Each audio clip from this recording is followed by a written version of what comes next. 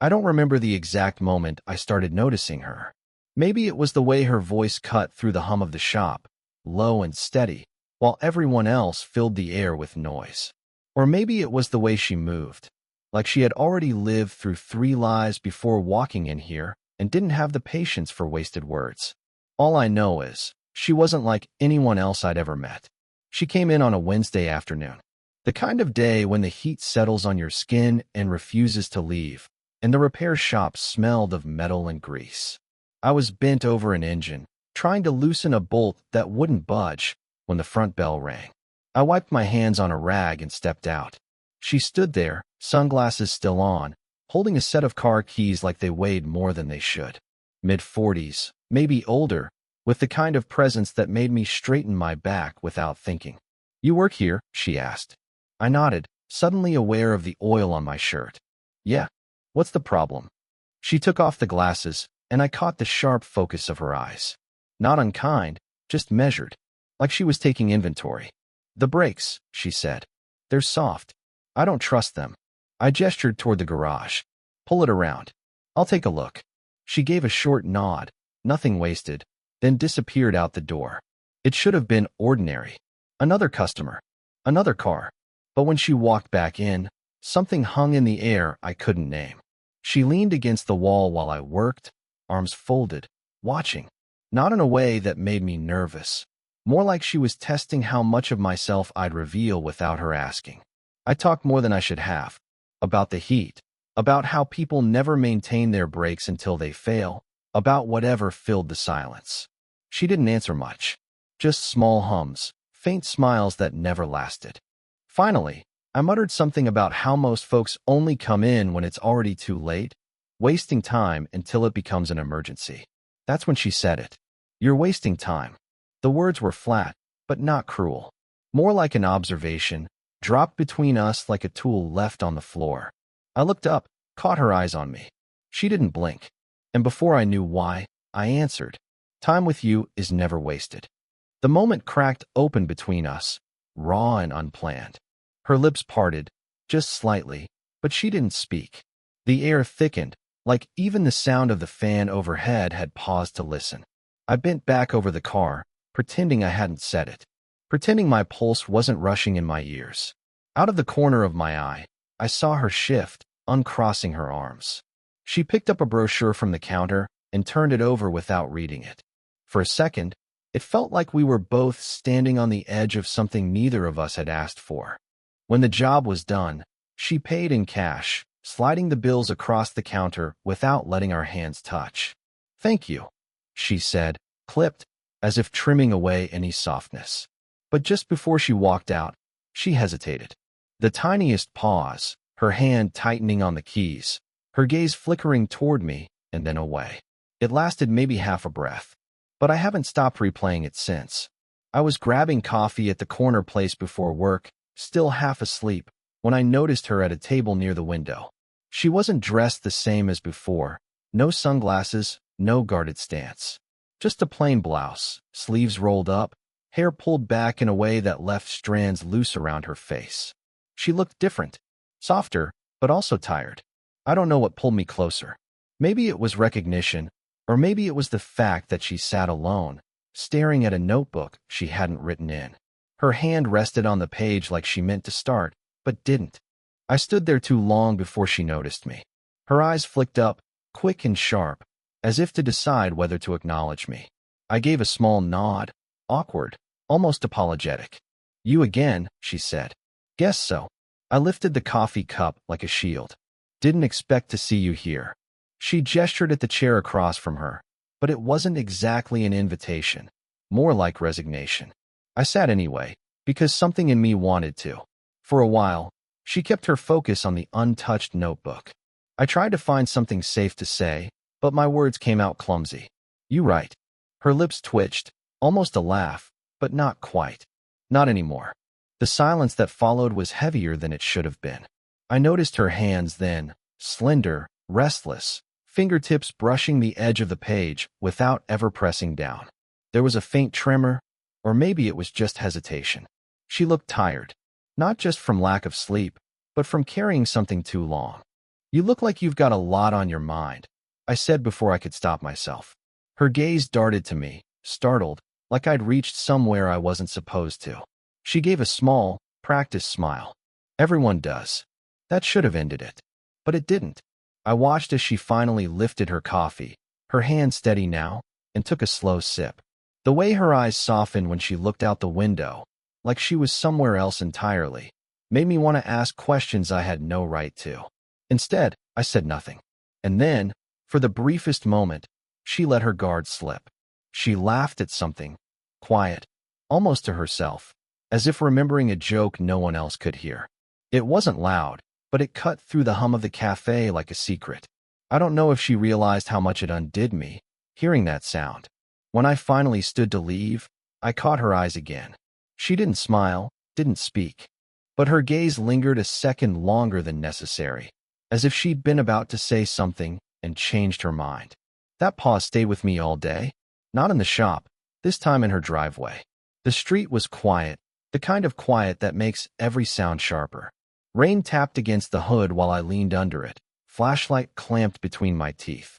She stood nearby, arms crossed against the chill, watching like she didn't trust herself to step inside and leave me alone out there. Thought it was just the brakes, I said, voice muffled. They're fine now, she answered. It's the noise. Keeps coming back. I straightened, wiping my hands on my jeans. She was closer than I expected. Close enough I caught the faint trace of her perfume, mixed with the damp air. Sometimes noises don't mean anything, I said. She tilted her head, eyes steady. Sometimes they mean everything. The way she said it, soft, but weighted, landed in my chest heavier than it should have. I wanted to ask what she meant, but my phone buzzed in my pocket, snapping me out of it. Her gaze flickered to the sound. You should answer. It can wait, I muttered, ignoring it. Silence stretched between us, broken only by the rain. She shifted, hugging herself tighter. I wanted to offer my jacket, but something about her posture, defensive but proud, kept me rooted where I was. Finally, she said, I shouldn't have called you over this late. You needed help, I replied. Too quickly, too certain. Her lips pressed together, like she'd been about to say something else and swallowed it. Then her phone lit up on the porch step.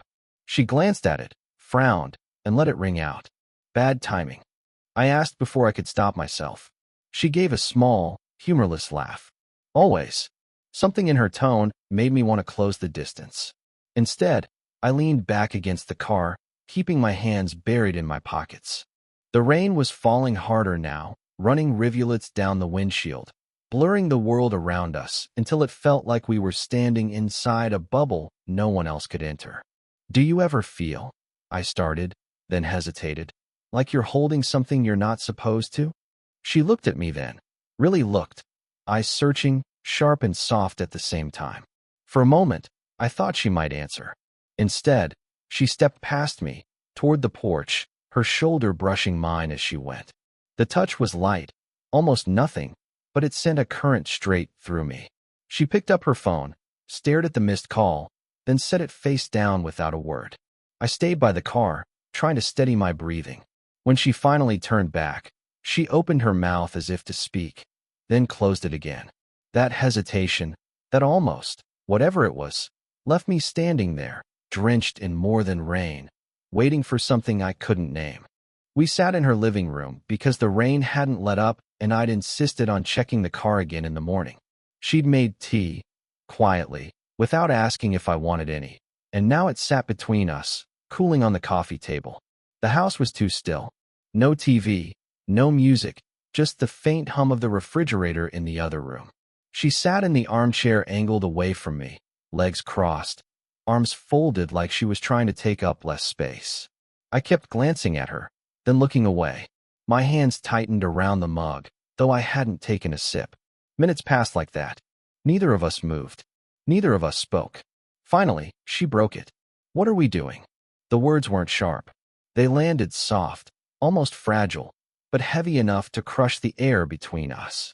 I looked at her, and she was already staring back.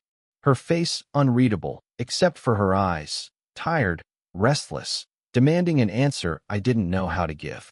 I don't know, I said. My voice cracked, embarrassingly thin. Her jaw tightened. This isn't normal. I know. Then why? She stopped, shut her eyes, exhaled. Her fingers pressed into her arms as if holding herself together. I leaned forward, elbows on my knees, searching for words. Because it doesn't feel wrong. Her eyes flew open at that. A flash of something crossed her face. Anger? Pain? Longing? I couldn't tell. You're too young, she said flatly. And you keep saying that, I answered. Silence again. This time sharper. Her gaze dropped to her lap, and for the first time since I'd met her, she looked uncertain, like she wanted to run but couldn't stand up. I can't afford this, she whispered, more to herself than to me. Not now? Not ever. The words twisted in my chest, but I couldn't argue, not when she sounded like that. I forced a laugh, brittle. Then why am I still here? Her head lifted slowly. She didn't smile, didn't frown. Just looked at me, eyes glassy with something she refused to let fall. We stayed like that, staring, silent, both of us stripped of the safe distance we'd kept. My heart thudded, so loud I was sure she could hear it. Finally, she spoke again, softer than before. Because I don't know how to tell you to leave. The line hit harder than anything else she could have said. I didn't answer. I couldn't. The silence that followed wasn't empty. It was thick, electric, carrying every word neither of us dared to say. And for the first time, I realized we'd already crossed the line. The morning after the storm, I came back to check her car like I'd promised.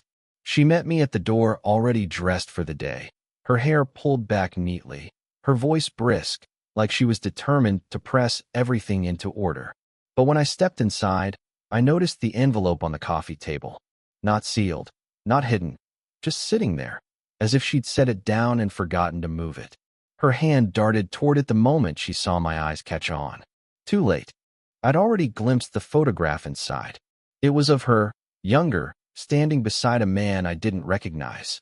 He had his arm around her shoulders, both of them laughing at something out of frame. She looked lighter in that photo, freer. I pretended not to notice, but the silence gave me away. That was my husband, she said finally, voice clipped, as though naming him would shut the door on the subject. Was, I echoed quietly. She hesitated, then sat down on the edge of the couch, her hand resting on the envelope. He died. Years ago. The air shifted. Everything I'd thought I understood about her steadiness, her guarded pauses, her reluctance to linger, it all tilted into a shape that made painful sense. I'm sorry, I said, because it was the only thing I could. She gave a small, humorless laugh. Everyone says that. I lowered myself into the chair opposite her. Then I won't. I'll just say, I get it. At least, the part about not knowing how to let go. Her eyes flicked to mine, sharp, searching, then softer. For the first time, she looked at me without armor. You remind me of him, she whispered, almost as if she hadn't meant for me to hear. My throat tightened. I didn't know if it was a gift or a curse, to be compared to someone she had loved and lost. I don't mean it's the same, she added quickly, shaking her head. It's just, sometimes, when you laugh, when you refuse to leave things alone. She cut herself off, pressing her lips together. I leaned forward, elbows on my knees, careful not to move too close. That's why you keep pushing me away. Her silence was answer enough. We sat there, the photo between us like a third presence. My chest ached with things I wanted to say, but knew would only complicate what she'd just risked sharing. Finally, she folded the picture back into the envelope, slid it across the table, and said softly, "Don't make me remember what it feels like to lose someone." Her words sank into me, heavy and final, but not in the way she intended. Because in that moment, I realized I didn't want to be the ghost she compared me to. I wanted to be something else entirely, someone she hadn't planned for, someone she didn't yet know how to push away. And that scared me more than anything. I don't know if either of us planned for that evening. Maybe it just happened because neither of us knew how to stop circling the same invisible line. Her car sat finished in the driveway, nothing left to keep me there. Still, I lingered. She didn't ask me to leave. Instead, she poured 2 glasses of wine and set one in front of me without a word. We sat across from each other at her kitchen table, the late light thinning into blue shadows through the window. Neither of us talked much. We didn't need to. Every now and then, her eyes would meet mine, then slip away. Not like before, when she looked through me, measuring, cautious. This time it was different. Tired, yes, but softer, too. Like she'd stopped fighting herself, even just for the moment. I shouldn't let this happen, she murmured, half to herself. I know, I said quietly. She gave the faintest smile, though it didn't reach her eyes. You always answer like that. No arguments. No convincing. Just, I know. Because I do. We let the silence stretch, comfortable and unbearable all at once. I noticed her hand resting on the table, fingers lightly curled. Not close enough to touch, but not far either. My own hand shifted slightly, almost on instinct, until the space between us felt charged with more than words. I'm not who you think I am, she said finally, voice low. Then let me find out. I answered. Her breath caught, almost imperceptible, but I heard it. And when her eyes met mine again, she didn't look away. The room felt smaller, warmer. My chest tightened, not from nerves this time, but from something heavier, like a weight I wanted to carry, even if it broke me. I moved my hand, just enough for my fingers to brush hers. She didn't pull back. She didn't move at all at first, as though testing the reality of it. Then, slowly, she turned her palm, letting my hand fold around hers. No fireworks, no sudden kiss, just the quiet collapse of everything we'd been holding apart. We sat like that, hands joined, the world shrinking to the fragile heat of skin against skin. She leaned back slightly, closing her eyes, and I thought she might let go. Instead, she let her hand stay in mine, her thumb moving once, barely there, against my knuckle. It felt like a confession without words. Neither of us said anything else. There was nothing left to say. The night settled around us, steady and unremarkable, yet everything had shifted. When I finally rose to leave, she didn't stop me, but she didn't release my hand right away either. She held on a second longer than necessary, then let go with a sigh so quiet it almost wasn't there. And in that silence, I knew, whatever this was, it wasn't wasted. Looking back now, I think what surprised me most wasn't how quickly everything happened. It was how quietly. There was no dramatic kiss, no cinematic sweep of passion that solved everything. What we shared grew in the silences, in the pauses between words, in the way she'd glance at me, and then look away, as if the feeling scared her as much as it steadied her. She once told me I reminded her of someone she lost. I used to worry that meant I was just a shadow of her past. But over time, I realized it wasn't about replacing anyone. It was about showing her that love doesn't run out just because you've already given it once. It changes shape. It returns in places you don't expect. For her, it meant learning she could still let someone close without betraying her history. For me, it meant discovering that connection isn't about age or rules or what anyone else thinks. It's about the way one person's silence can feel louder than a whole world of noise. There were moments when I thought she'd push me away for good. Times she'd go quiet, retreat into herself, and I'd feel the old walls rising back up. But then she'd do something small, slide a cup of tea toward me without asking, let her hand linger against mine on the table, allow herself that half-second longer in the doorway before saying goodbye. Those tiny gestures taught me more about love than any declaration ever could. I changed, too. I stopped rushing to fill every silence. I learned that sometimes just sitting beside someone, listening to the sound of them breathing, is more intimate than 1,000 words. She taught me patience, the kind that doesn't demand an answer, but waits for one to come on its own. And maybe that's what this story is really about. Not the drama of falling, but the quiet courage it takes to stay. People will always have opinions about what's right, what's wrong, who belongs with who. But standing there, holding her hand in the dim glow of her kitchen light, I realized something simple. Time spent with her was never wasted. Not a second. Even now, when I think back to that night, I can still feel the warmth of her palm against mine, steady and certain in a way that words could never capture. That moment lives in me, not as something fragile or forbidden, but as proof that sometimes the most complicated stories are also the most human. And maybe that's why I'm telling it to you now. Because if you've ever found yourself caught between what feels impossible and what feels inevitable, you'll understand. So let me ask you, have you ever met someone who changed the way you see love simply by being there?